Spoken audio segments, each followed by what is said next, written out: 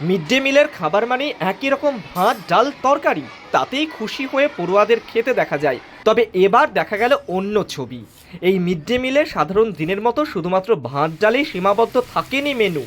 পড়ুয়াদের জন্য ছিল ভাত ডাল আলু মাখার পাশাপাশি ইলিশ মাছ ভাজা, ইলিশ ভাপা, ইলিশ মাছের তেল, বাগদা চিংড়ি মাছের সুস্বাদু তরকারি।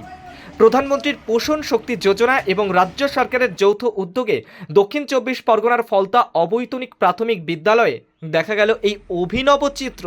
বিদ্যালয়ের ৩৯৪ জন ছাত্রছাত্রীর জন্য এদিন মিড ডে মিলের আহারের পরিবেশন করা হয় বিশেষ পুষ্টিকর ও আকর্ষণীয় খাদ্য তালিকা, যা ঘিরে পড়ুয়াদের মধ্যে তৈরি হয় ব্যাপক উৎসাহ ও আনন্দের পরিবেশ।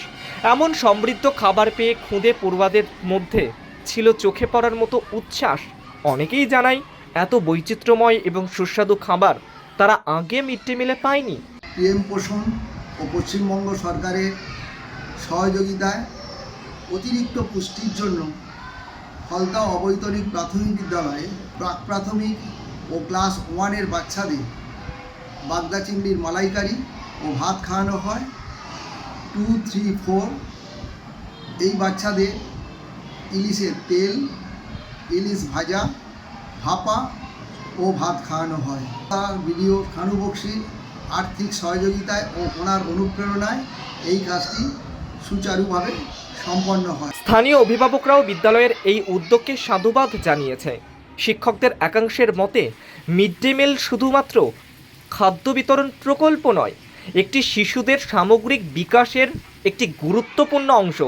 বলা যায় ফলতা অবৈতনিক প্রাথমিক বিদ্যালয়ের এই ব্যতিক্রমী উদ্যোগ অন্য বিদ্যালয়ের কাছেও অনুকরণীয় হয়ে উঠতে পারে। পাশাপাশি পুষ্টি ও শিক্ষার সমন্বয়ে ফলতার এই উদ্যোগ এক ইতিবাচক বার্তা তুলে ধরল সাধারণের কাছে।